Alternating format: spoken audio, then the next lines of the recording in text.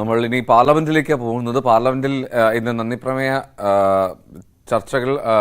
ചർച്ചയ്ക്ക് പ്രതിപക്ഷം സഹകരിക്കുമെന്നുള്ളതാണ് വിവരം. നീറ്റ് ചോദ്യപേപ്പറിൽ ചർച്ചയിൽ പ്രതിഷേധം അറിയിച്ച ശേഷം ചർച്ചയിൽ പങ്കെടുക്കാൻ തന്നെയാണ് പ്രതിപക്ഷം ആഗ്രഹിക്കുന്നത്. ചർച്ചയിൽ വിഷയം ഉന്നയിക്കാനാണ് തീരുമാനം. പ്രധാനമന്ത്രി നരേന്ദ്രമോദി ലോക്സഭയിൽ ചർച്ചയ്ക്ക് നാളെ മറുപടി നൽകും. കേരളത്തിൽ നിന്നുള്ള എളമരം കരീം, ബിനോയ് വിശ്വം എന്നിവരുടെ കാലാവധി ഇന്ന് അവസാനിക്കുകയുമാണ്. രാകേഷ്, അപ്പോൾ ഈ നീറ്റ് സഭയിൽ ഉന്നയിക്കും എന്നുള്ളത് പ്രതിപക്ഷത്തിന്റെ തീരുമാനമാണ്. പക്ഷേ അപ്പോഴും കാര്യമായിട്ടുള്ള പ്രതിഷേധം വേണ്ട എന്നുള്ളതാണ് നിലപാട്. എൽദോ, തുടക്കത്തിൽ ഏതായാലും ഇന്ന് പ്രതിപക്ഷത്തിന്റെ പ്രതിഷേധം ഉണ്ടാകുമെന്ന കാര്യത്തിൽ സംശയമില്ല. കാരണം കഴിഞ്ഞ ദിവസങ്ങളിലൊക്കെ തന്നെ ലോക്സഭ 2 തവണയാണ് തടസ്സപ്പെട്ടത്. തുടർന്ന് 12 മണിക്ക് സമ്മേളിച്ച സഭ പിന്നീട് പ്രതിഷേധത്തെ തുടർന്ന് അവസാനിപ്പിക്കുകയായിരുന്നു. അതുകൊണ്ട് തന്നെ ഇന്ന് ലോക്സഭ സമ്മേളിക്കുമ്പോൾ ആദ്യം ഈ വിഷയത്തിൽ സഭ നിർത്തിവെച്ച് ചർച്ച ചെയ്യണമെന്ന ആവശ്യം പ്രതിപക്ഷം ഉന്നയിക്കും. പക്ഷേ സ്പീക്കർ അതിന് അനുമതി നൽകാനുള്ള സാധ്യതയില്ല. അങ്ങനെയെങ്കിൽ ഇന്ന് സ്വാഭാവികമായും രാഷ്ട്രപതിക്കുള്ള നന്ദിപ്രമേയ ചർച്ചയിൽ ലോക്സഭയിൽ ചർച്ച ആരംഭിക്കും. 16 മണിക്കൂർ ചർച്ചയാണ് ഇപ്പോൾ ലോക്സഭയിൽ നിശ്ചയിച്ചിരിക്കുന്നത്. BJP നേതാവ് അനുരാഗ് ഠാക്കൂറാണ് ഈ ചർച്ചകൾക്ക് തുടക്കം കുറിക്കുക. നാളെ ഏതായാലും ഈ വിഷയത്തിൽ ലോക്സഭയിൽ പ്രധാനമന്ത്രി നരേന്ദ്രമോദി മറുപടി പറയും. രാജ്യസഭയിൽ ഇതിനോടകം തന്നെ ചർച്ച ആരംഭിച്ചിട്ടുണ്ട്. കഴിഞ്ഞ ദിവസം തന്നെ പ്രതിഷേധങ്ങൾക്കിടയിലും ചർച്ച തുടങ്ങാൻ രാജ്യസഭയിൽ കഴിഞ്ഞിരുന്നു. 21 മണിക്കൂർ ചർച്ചയാണ് രാജ്യസഭയിൽ നിശ്ചയിച്ചിരിക്കുന്നത്. രാജ്യസഭയിൽ ഏതായാലും നാളെ ലോക്സഭയിൽ മറുപടി പറഞ്ഞ ശേഷം മറ്റന്നായിരിക്കും പ്രധാനമന്ത്രി നരേന്ദ്രമോദി മറുപടി പറയുക.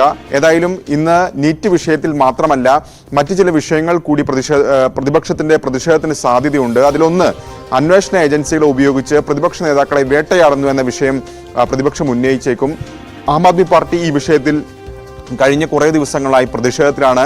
രാഷ്ട്രപതിയുടെ സംയുക്ത സമ്മേളനത്തെ രാഷ്ട്രപതി അഭിസംബോധന ചെയ്യുന്നതടക്കം ആം ആദ്മി പാർട്ടി ബഹിഷ്കരിച്ചിരുന്നു. ഇന്ന് ഏതായാലും ആ വിഷയം ഉന്നയിക്കുമെന്ന് ആം ആദ്മി പാർട്ടി നേതാവ് സഞ്ജയ് സിംഗ് വ്യക്തമാക്കിയിട്ടുണ്ട്. ഒപ്പം തന്നെ വിലക്കയറ്റം അടക്കമുള്ള വിഷയങ്ങൾ ഉന്നയിച്ചും അടിയന്തര പ്രമേയത്തിന് നോട്ടീസ് നൽകാനുള്ള തീരുമാനത്തിലാണ് പ്രതിപക്ഷം ഇപ്പോൾ ഉള്ളത്.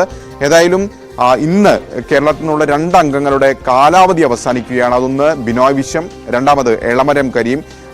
ഇതിന് പകരമായി 2 പേരുടെ സത്യപ്രതിജ്ഞ, 3 പേരുടെ സത്യപ്രതിജ്ഞ നാളെ നടക്കും. കാരണം ജോസ് കെ മാണി വീണ്ടും രാജ്യസഭാംഗമായി തെരഞ്ഞെടുക്കപ്പെട്ടിരുന്നു. അപ്പോൾ 3 അംഗങ്ങളുടെ സത്യപ്രതിജ്ഞ നാളെ നടക്കുകയാണ്.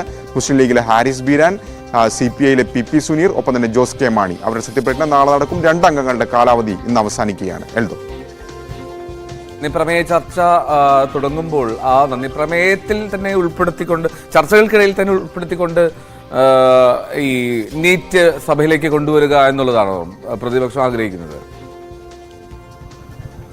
അങ്ങനെയാണ് കാണേണ്ടത് എൽദോ. കാരണം പ്രതിപക്ഷത്തിന്റെ ആവശ്യം ഈ സഭയുടെ മറ്റ് നടപടികളൊക്കെ തന്നെ നിർത്തിവെച്ച് ഈ വിഷയം പരിഗണിക്കണം എന്നൊരു ആവശ്യമാണ് പ്രതിപക്ഷം ഉന്നയിക്കുന്നത്. പക്ഷേ അതിന് സ്പീക്കർ അനുമതി നൽകില്ല. കഴിഞ്ഞ ദിവസം ഈ വിഷയം ഉന്നയിപ്പിച്ചപ്പോൾ സ്പീക്കർ പറഞ്ഞ കാര്യം നന്ദിപ്രമേയ ചർച്ച നടക്കുകയാണ്. അപ്പോൾ നന്ദിപ്രമേയ ചർച്ച നടക്കുമ്പോൾ മറ്റ് വിഷയങ്ങൾ അജണ്ടയായി പരിഗണിക്കാൻ കഴിയില്ല.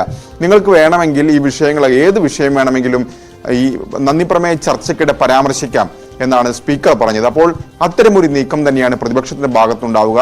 പ്രതിപക്ഷ നേതാവ് രാഹുൽ ഗാന്ധി തന്നെ ഇന്ന് സംസാരിക്കും. രാഹുൽ ഗാന്ധി സ്വാഭാവികമായും സംസാരിക്കുമ്പോൾ നീറ്റ് അടക്കമുള്ള വിഷയങ്ങൾ അദ്ദേഹം പരാമർശിക്കുകയും ചെയ്യും. അപ്പോൾ നന്ദിപ്രമേയ ചർച്ചയിൽ ഈ വിഷയം ഉയർത്തിക്കൊണ്ടുവരാനുള്ള നീക്കമാണ് പ്രതിപക്ഷത്തിന്റെ ഭാഗത്തുനിന്നുള്ളത്. സർക്കാരാകട്ടെ ഇപ്പോൾ നിശ്ചയിച്ചിട്ടുള്ളത്, പ്രതിപക്ഷം ഈ ചർച്ചകൾക്കിടയിൽ ഈ വിഷയം ഉന്നയിക്കുകയാണെങ്കിൽ മറുപടി പറയാം എന്ന നിലപാടിൽ സർക്കാരും എത്തിയിട്ടുണ്ട്. കാരണം സർക്കാർ പറയുന്ന വാദം, ഇതിനോടകം തന്നെ CBI ഈ വിഷയത്തിൽ അന്വേഷണം ആരംഭിച്ചു കഴിഞ്ഞു. ഒപ്പം തന്നെ ഉന്നതതല സമിതി ഈ വിഷയത്തിൽ നിയോഗിച്ചിട്ടുണ്ട്. അപ്പോൾ ഇത്തരം കാര്യങ്ങൾ സർക്കാർ ചെയ്തിട്ടുണ്ട്. അപ്പോൾ എന്തൊക്കെ കാര്യങ്ങൾ ചെയ്തു ഈ പ്രശ്നങ്ങൾ പരിഹരിക്കാൻ, ഇനി എന്തൊക്കെ ചെയ്യണം തുടങ്ങിയ കാര്യങ്ങൾ ഒരു മറുപടി പറയാൻ തയ്യാറാണ് എന്ന നിലപാടാണ് ഇപ്പോൾ സർക്കാർ ഉള്ളത്. അതുകൊണ്ട് തന്നെ അത്തരമൊരു വിഷയം ഏതെങ്കിലും പ്രതിപക്ഷ അംഗങ്ങൾ ഉന്നയിക്കുകയാണെങ്കിൽ വിദ്യാഭ്യാസ മന്ത്രി ധർമ്മേന്ദ്ര പ്രധാൻ ഈ വിഷയത്തിൽ മറുപടി പറഞ്ഞേക്കും. എൽദോ, റൈറ്റ്. രാകേഷാണ് വിവരങ്ങൾ നൽകിയത്. എന്നാൽ പാർലമെന്റിൽ ഇന്ന് നന്ദിപ്രമേയ ചർച്ചകൾക്ക് തുടക്കമാവുകയാണ്. പ്രതിപക്ഷം നീറ്റ് വിഷയം ഉന്നയിക്കും, പക്ഷെ അത് വലിയൊരു പ്രതിഷേധത്തിലേക്ക് പോകാൻ സാധ്യതയില്ല എന്ന് തോന്നുന്നു. എന്തായാലും സഹകരിക്കുക എന്നുള്ള നിലപാടുണ്ട് പ്രതിപക്ഷത്തിന്.